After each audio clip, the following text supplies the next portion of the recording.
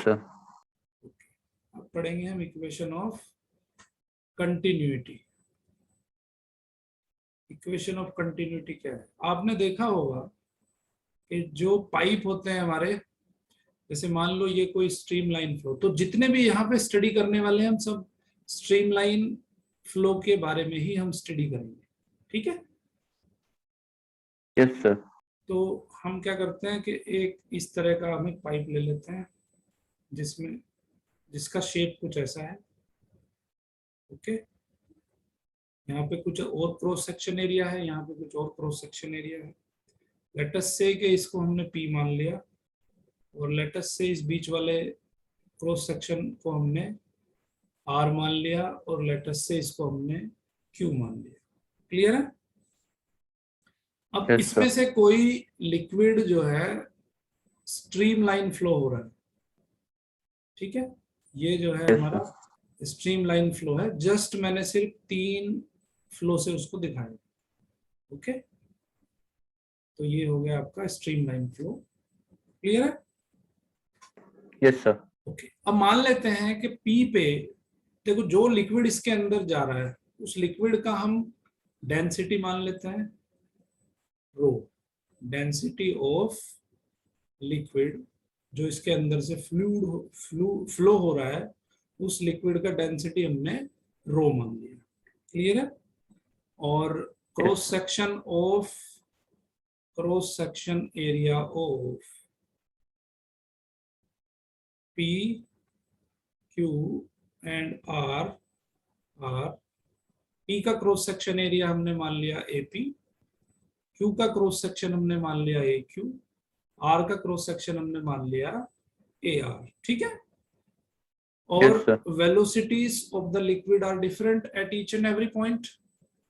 So Yes, sir. velocities of liquid particles at P, Q and R are, एक हमने VP मान लिया, एक हमने VQ मान लिया, एंड VR रेस्पेक्टिवली, ठीक है? तो ये सारी चीजें हमने यहाँ पे कंसीडर कर ली, ओके। अब हम Yes, क्या sir. करते हैं कि एक छोटा सा पर्टिकुलर पॉइंट ले लेते हैं, हम पर्टिकुलर छोटा सा डिस्टेंस ले लेते हैं। कहां से कहां तक की डिस्टेंस? हमने यहां से यहां तक की छोटी सी डिस्टेंस ले ली, छोटी सी डिस्टेंस के Yes. बारे में सिर्फ हम स्टडी करेंगे। क्लियर? ये छोटी सी डिस्टेंस हमने ले ली, Yes, sir.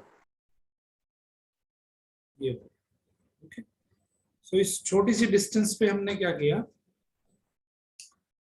देखो ये अगर इसको डेल्टा टी टाइम लग रहा है, इस पाथ को कंप्लीट करने में let's say delta T time लगता है, इस पाथ को कंप्लीट करने में भी डेल्टा टी लगता है, और इस पाथ को कंप्लीट करने में भी डेल्टा टी टाइम लगता है, ठीक है? तो डिस्टेंस कितनी हो जाएगी? ये डिस्टेंस कितनी हो जाएगी? ये वाली डिस्टेंस का क्या, वेलोसिटी का क्या होता है? Velocity is equal to distance upon time. Time. Yes, sir. तो हम अगर कहें कि ये जो P से P डैश और R से R डैश, और इसको हमने Q मान लिया, Q से Q डैश, ठीक है? तो P से P डैश तक जाने में, R से R डैश तक जाने में, Q डैश से Q तक जाने में उसको डेल्टा टी टाइम लग रहा है, ओके। Yes, sir. सो कितना डिस्टेंस हो जाएगा? P डैश कितना हो जाएगा? Velocity into time. Yes, sir. तो वेलोसिटी कितनी है? VP, और टाइम है डेल्टा टी। इसी तरह से R डैश कितना हो जाएगा? VR delta T. इसी तरह से Q डैश Q कितना हो जाएगा? VQ delta T. यहां तक कोई दिक्कत? No, no, sir. ओके। अब आपका मास क्या होता है भाई? Sir. Mass is equal to, sorry, density is equal to volume, mass upon volume. Yes, sir. So density is equal to mass upon volume. तो मास किसके बराबर हो जाएगा? Sir, density to density into volume. Volume. Okay. Yes sir. So देखो अब क्योंकि time यहाँ पे सेम है, डेल्टा टी टाइम सेम है तीनों जगह, तो जितना मास ऑफ वाटर यहाँ से फ्लो होगा डेल्टा टी टाइम में, उतना ही मास ऑफ वाटर यहाँ से फ्लो होगा डेल्टा टी टाइम में, उतना ही मास ऑफ वाटर यहाँ से फ्लो होगा डेल्टा टी टाइम में। ठीक है, यस सर। तो क्या याद रखना है आपको, mass of the liquid, mass of the liquid flow same in same time।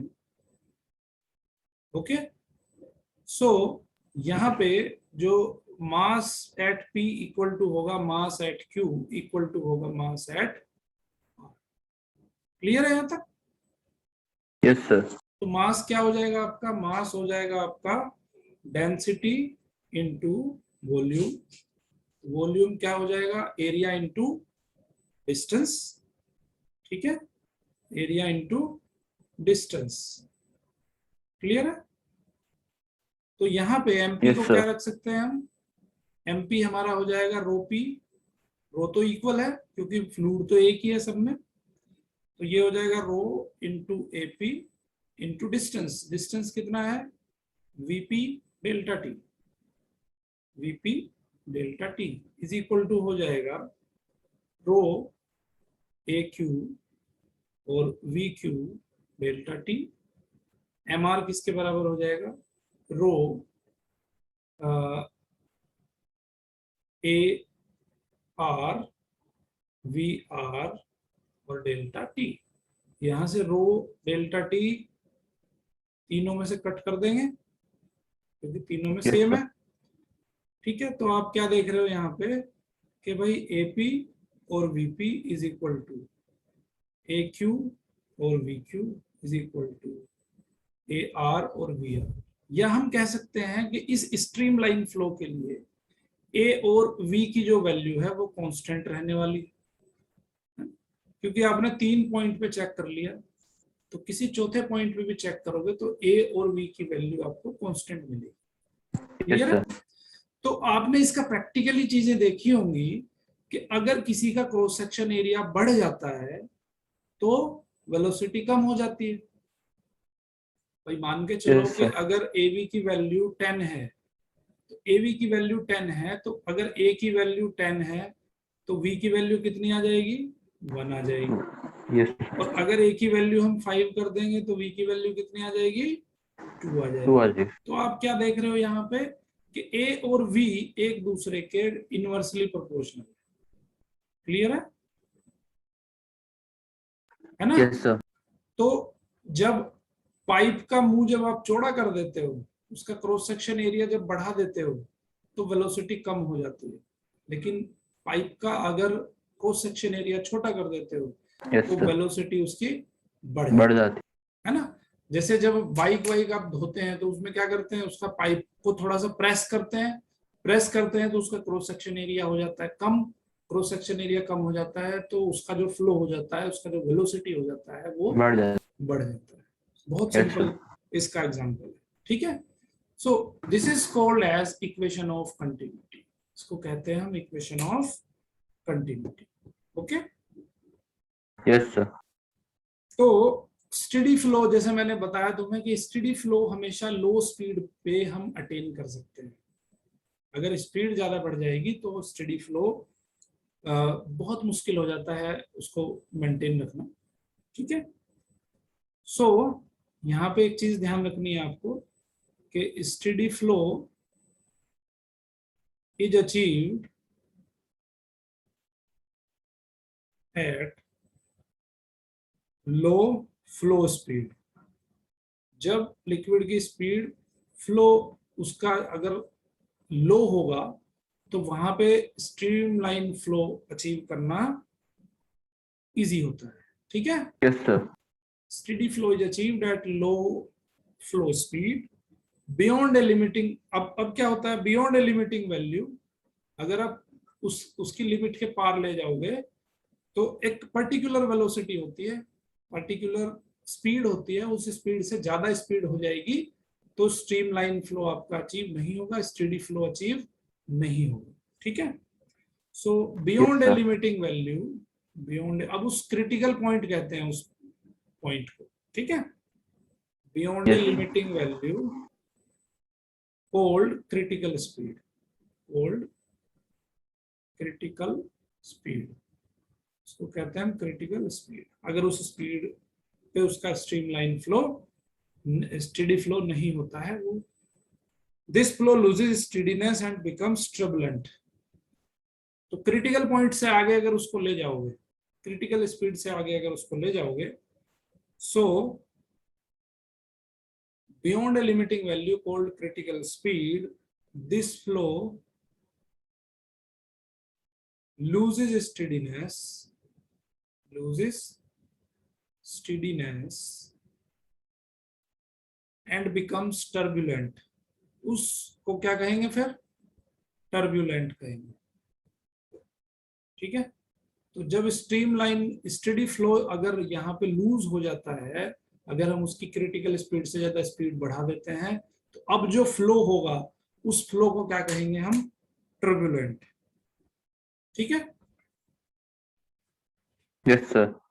Okay, सो ये तो हो गया आपका टर्बुलेंट फ्लो। जैसे मान लो कि यहाँ पे air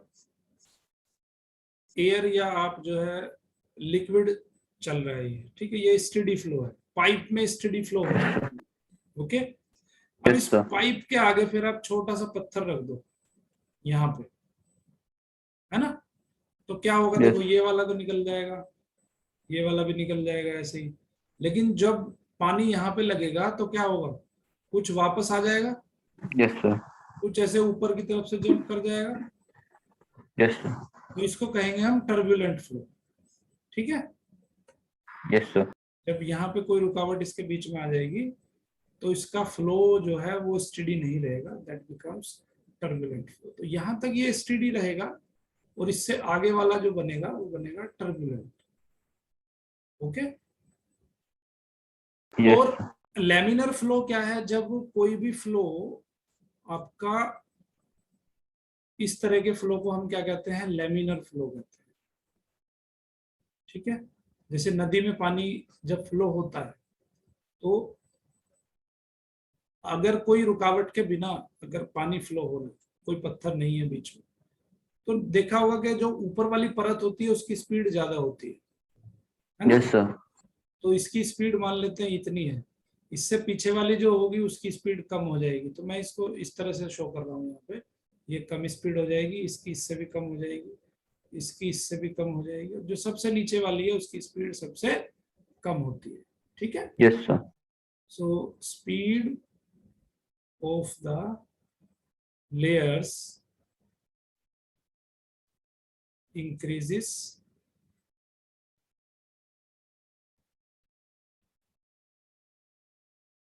from bottom to top।